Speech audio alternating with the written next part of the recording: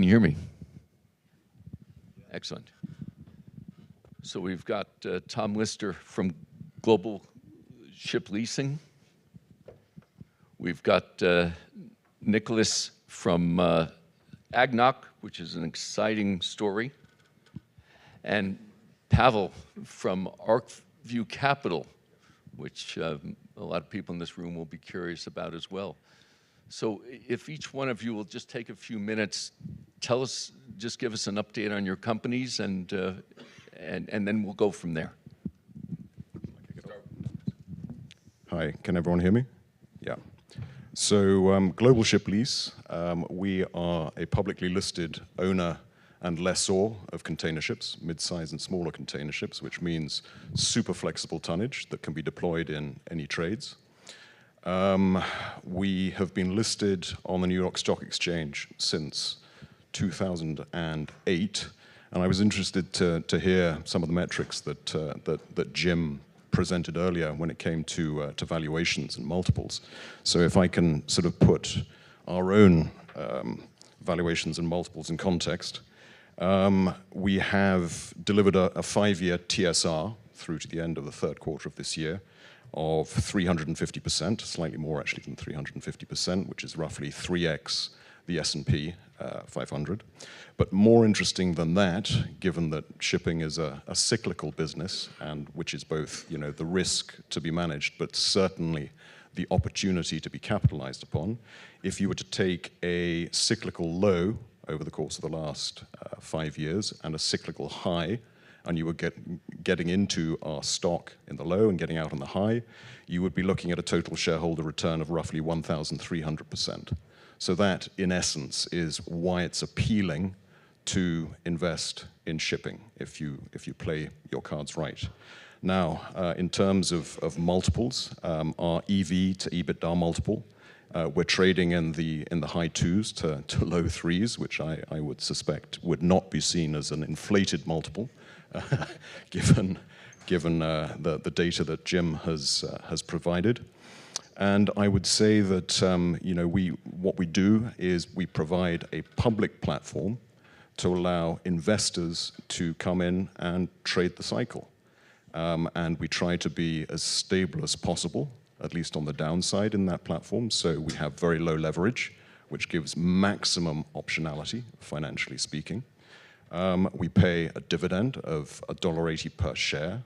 And given that we're trading in the low 20s per share, that's an attractive yield, particularly in an environment where interest rates are coming down. And yes, that's essentially our business, is trying to make as much money as we can for our investors through the cycle, and particularly capitalizing on the cycle. And Nicholas, you're in a very different position than most people. A very different position indeed. So there are similarities between our stocks. We listed on the 1st of June last year, and we've delivered over 180% TSR in the meantime. So we're also extremely high growth, but we're a growth stock, and so we pay a relatively low yield. We've got a well below 50% dividend payout ratio. Where our EV/EBITDA, by the way, is above 10, so we're also in a different scope in terms of value multiples. But how we're delivering that growth is essentially by investing in long-term contracted growth business, benefiting from ADNOC as a major shareholder of our company. We were originally a 100% owned ADNOC company. Again, a very clean balance sheet. So at the moment, our net debt to EBITDA is about 0.3. And we see that going up as we make further investments in the coming years. We'll make full use of the balance sheet. But our target is to deliver value to shareholders through exceptional growth with very strong long-term underpinning of earnings. And that will come later on to the discussion, I think, of investing in a high market. And Pavel, all I know about your company is what I've read on the website, so I'm here to learn too. So I'm kind of on the other side of the spectrum here. I run a private equity fund called ArcView Capital. It's based in Stamford, Connecticut.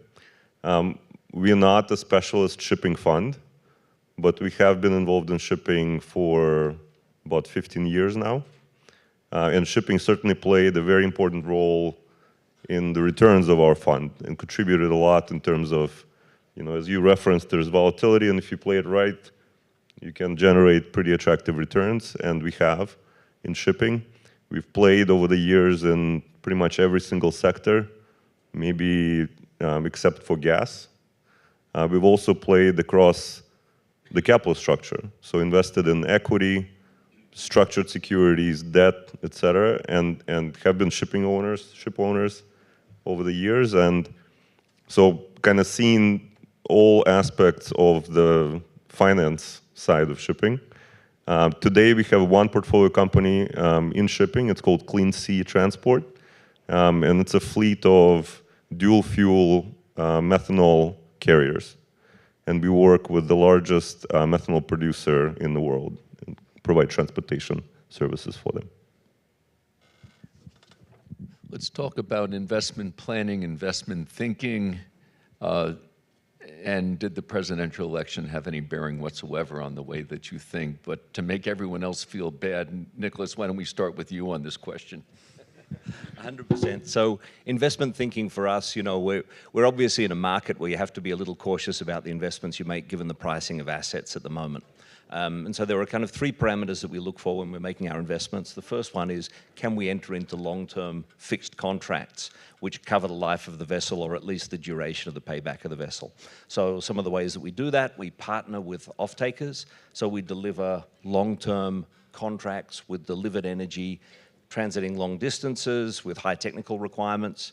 And in one case, for example, we worked together in a 50-50 joint venture with Wanhua Chemicals, a Chinese off-taker, and we've built that fleet very significantly. We've announced plans to build it even further in the future. So that gives a great platform for investment. The second one is investing purely in platforms. So we might be buying assets, but we're building platforms that we know can deliver incremental growth in the future. So even if we experience volatility over time and a return from rates which are relatively peakish, we feel very confident that we can use that platform to deliver future value. So we've got an investment at the moment in Navigate, which is under final regulatory approvals. And the intention, of course, is to inject a very significant growth into that business to benefit from that great platform they've built around the world. Then the third type of investment we look at is investments which might look like they're peakish in price, but where we believe we have a right to win. And a great example of that would be jack-up barges in the Gulf. So we've been growing our jack-up barge fleet. We've grown it by 25% in the last year, even where it's relatively expensive because rates are quite high. And we've been able to deliver incredibly strong returns from the jack-up barge fleet during that time. And in terms of your fleet and growing your fleet, how much of it is new builds versus how much of it is secondhand vessels and rigs, et cetera? So a huge proportion now is new builds of what's coming down the road. Our average fleet age is below 10 years at the moment, and will get even lower. Part of the reason for that is in the last 6 months, we've entered into 340 years of contracted activity.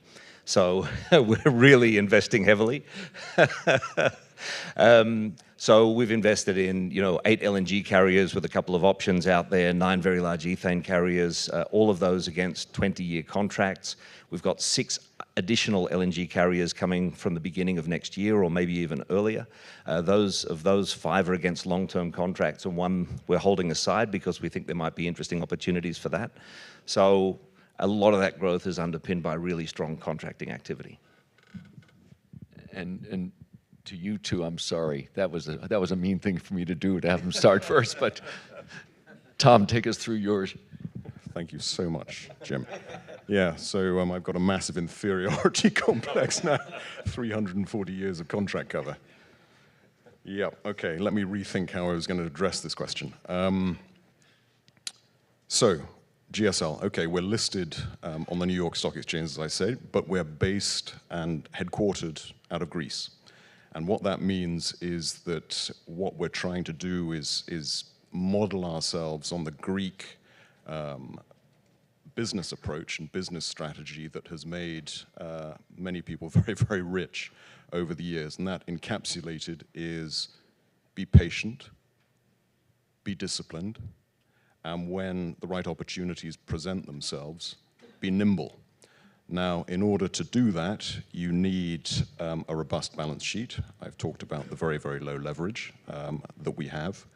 And that's essentially where we're poised at the moment. Now, hearing from Nicholas that the lion's share of his exposure is to new buildings. We actually haven't made a single acquisition since the second quarter of last year, not because we're not seeing deals in the market. We're seeing lots of deals in the market, but it's because our approach follows the patient and disciplined maxim that I've just laid out. I think that's really it. It's a question of picking the right deals, and when you're at a high point in the cycle, which we currently are, how long it'll last is obviously anybody's guess, but at the high point in the cycle, that's when you have to exercise most care. And that's precisely what we're doing. We will only make acquisitions if the risk and return metrics make sense. And at this point in the cycle, that means probably buying ships which have charters attached, so we have forward visibility on cash flows. And then it's a question of waiting for the right point in the cycle, which is when effectively there's blood in the water, to make opportunistic acquisitions. And to make those opportunistic acquisitions, once again, you've got to have the capital available when you need it, rather than be seeking it when you need it. So that's really it, the three watchwords. So I have a benefit of staying in the private markets, right? So I think it gives you a lot of flexibility. I love growth, right? Let's not kind of dismiss that. However, I like returns even more. And I think that, as two other panelists said, that you look at the market today and it's really difficult to make the numbers work absent of some, special contract coverage or something like that. And it's just very difficult to find opportunities where at least we can pencil out returns that are acceptable. So as much as I would love to grow the fleet, it's just really difficult to justify. And you look at the new building prices, you look in your crystal balls and try to predict where the rates are going to be, and it's a risky proposition, right? And I think that I'm curious kind of how the rest of the conference is going to go, because I'm sure people always find an excuse to invest in more vessels. But I think that's what keeps us employed in many ways, right? That's the advantage. So from my perspective, I think that you kind of have to wait.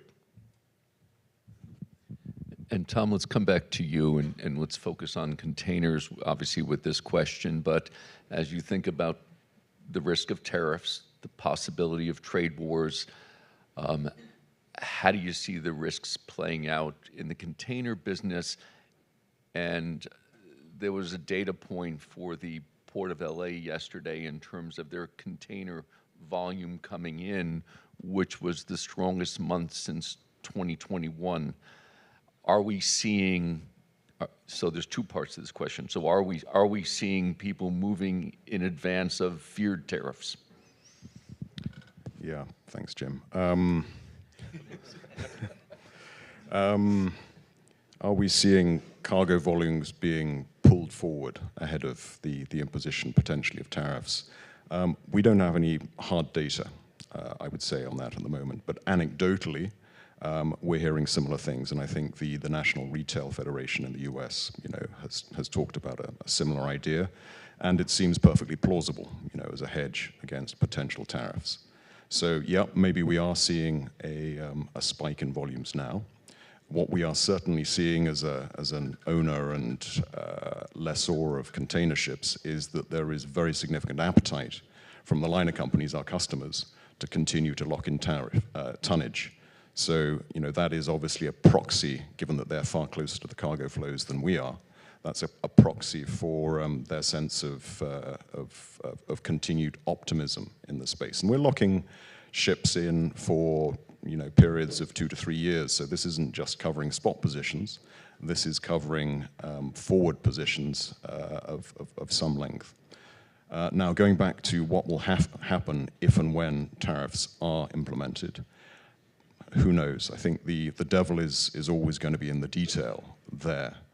But if I reach back to, it's a very loose proxy, but the last time we saw trade tensions, particularly between the US and China at a peak, which was in roughly 2018, counterintuitively, that was a stimulus in demand for mid-size and smaller container ships because it prompted changes in trade flows. And we saw significant volumes that previously had been flowing directly out of the big Chinese ports into the US, instead flowing to or via South and Southeast Asian locations. And to service that change in trade flows, the lines had to pick up a lot of mid-size and smaller ships. So, I mean, it's far too complex, I think, to try to pencil out some sort of elegant, oh, well, this is going to happen or that's going to happen. All we know is it's going to change, and we have to stick to the optionality point. If you've got the tonnage that can be deployed anywhere, there could be some opportunities here. We just don't know what those opportunities are going to be yet. And Nicholas, you're involved in a lot of segments as it relates to tariffs. Where do you see the risks? So I tend to take the question kind of more broadly. If we're entering into an era where there's going to be higher volatility, which we believe we are, volatility should tend to create opportunities. And to the point that was just made, any externality which shifts trade patterns is likely to result in inefficiency, which can tend to be positive for the shipping industry. Now, it's a bit glib to say that no externalities at all means optimal shipping. It should mean optimal trade flows, optimal efficiency. But certainly as soon as you see changes coming through, you'll see a change in optimization, you'll see a change in trade flows, and that means at least an opportunity for the industry. What's important to us, and I agree with what you're saying, you can't predict exactly what will happen, but what is important to us is running scenarios and knowing what we'll do in different states of the world. What assets we'll buy if we see prices coming off a little, what assets we'll contract longer term if we see opportunities to enter into longer term trades, and we run those types of scenarios to make sure that we're ready to act extremely quickly when the market moves in our favor. And so I think that I agree with Nicholas's perspective, right? I think that this industry, you know, looking back probably 20 years, 25 years, I don't remember a single 5-year period where there wasn't some sort of a, you know, exogenous tariff or something that disrupted trade, right? And I think that this industry is very good at adapting for that. As a matter of fact, I think disruption in the trade flow with tariff, if anything, creates an opportunity. And I think that this industry as a whole has been very good at taking advantage of those opportunities. Now, occasionally people end up kind of on the wrong side of that trade, but I think that you know, even the recent disruptions, I think, created a lot of wealth for the shipping industry. And in my mind, I think that tariffs and trade flow disruptions is par for the course for this industry. And I think it will continue to benefit ship owners. Okay, I'm going to ask one more question, or actually a two-part question, which I'm going to thank Richard Diamond for because I've stolen this question from him. But I want to leave a minute or two just in case there's any questions from the audience. So what are we worried about today that we shouldn't be? What aren't we worried about today that we should be? Okay, so I'm a worrier by nature. So I'm not going to remove anything from the list of things that we're worrying about today, Jim. But I think one thing, one additional worry that I will perhaps voice is that I think occasionally the industry takes for granted the fact that we will continue to have access to seafarers who are going to want to continue to be aboard ships in the toughest of times, and you know, let's remember they've lived in the very recent years through the disruption of COVID, which was hugely troubling for anyone who got essentially stuck aboard ships. So I think that's something that we do need to keep in mind as an industry, is just the people who are actually keeping the ships moving and the trade moving should never be taken for granted. I think that's the only thing I would add at this stage. I think for me, you know, a lot of people and a lot of investors raise with me the concern of energy transition, what it means over the life cycle of a newly built vessel, and how do we factor that in? I think it's important to worry about everything, but at the same time, you should also see the opportunity attaching to it, just like trade flows. the changes that we're going to see as a result of energy transition and changes in energy pricing over time are actually going to drive enormous opportunity sets internationally. And if you think about it deeply, there'll be markets which benefit enormously over time. There'll be trade flows which change significantly over time. So I think preparing and taking advantage of the opportunity set that's going to come out of that transition is really important. What should we be worried about? I might be really boring, but not many people seem to worry about interest rates these days, and it always worries the hell out of me. You know, we take loans for reasonably long duration, and interest rates can really move quite a lot. The younger people that I'm working with, which these days is the vast majority, sadly, there's a tendency to believe that interest rates, you know, got relatively high for a while in the last couple of years. And if you look back over a 20-year cycle, of course, that's absolutely not the case. So I do worry about where we might see interest rates over the next 7 to 10 years, and that we're not taking enough account of the upside risk there. And how worried are you about the fleet that you're putting together now, and whether it'll be obsolete in 20 years' time or 15 years' time? So we do actually think about, when we build a new tanker, for example, the payback period that we look at now is probably shorter than we would have thought about 5 years ago, for sure. So we do factor it into the economics. So I'll raise a question that used to be very popular, but I think kind of faded away in at least last 12 months, maybe 18 months, which is alternative marine fuels, propulsion technology, emission footprint. I feel like the high market in shipping, I think, kind of set that whole subject to the side. But in my opinion, I think that that's something that we should be worried about, because I think it will impact new building decisions. I think that the regulation associated with carbon footprint of shipping will continue to impact the industry, I would say in pretty profound ways. And I think that that's a risk that I feel like is not front and center anymore, but I think we should be thinking about that. Can I pick up? Just to pick up actually on both of those sets of remarks. I think, I don't know who said this, but there's a saying that luck is what happens when opportunity meets preparation. And I think that worrying about things, to my mind, it overlaps largely with preparation. So, for example, in the case of interest rate risks, we were lucky enough to put in place some interest rate caps at 64 basis points, before the interest rates. So worrying about all of these things in advance, I think, puts all of us in the position to really capitalize on the opportunities when they present themselves. And I agree with Pavel that transitioning an industry to fuels of the future when it's still not clear what those fuels are going to be, and moving from a sort of a standardized fuel industry to a multi-fuel industry, hugely challenging. And the way we think about managing those risks is essentially to wait and see and stretch the lifetime on existing assets to the extent that we can, retrofit those assets to make them more efficient with conventional fuels, try to reduce our carbon footprint, but only start making big bets when we've got a clearer view of what the future will be. We have time for one question from the audience, if there's a question. Right here.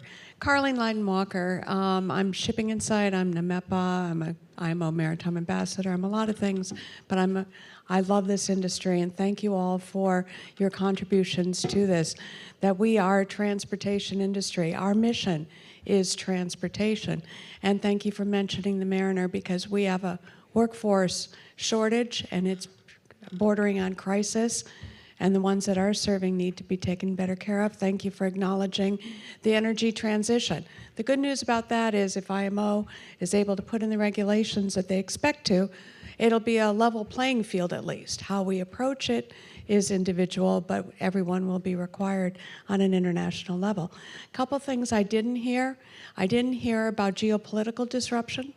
I didn't hear about the conflicts and the impact on shipping of the Red Sea. I didn't hear about the potential for conflict in the Pacific. I didn't hear about the changing patterns of trade with China opening the port in Peru. And I didn't hear the impact of China being the #1 ship owner, shipbuilder, second largest provider of crew, and its impact on our industry.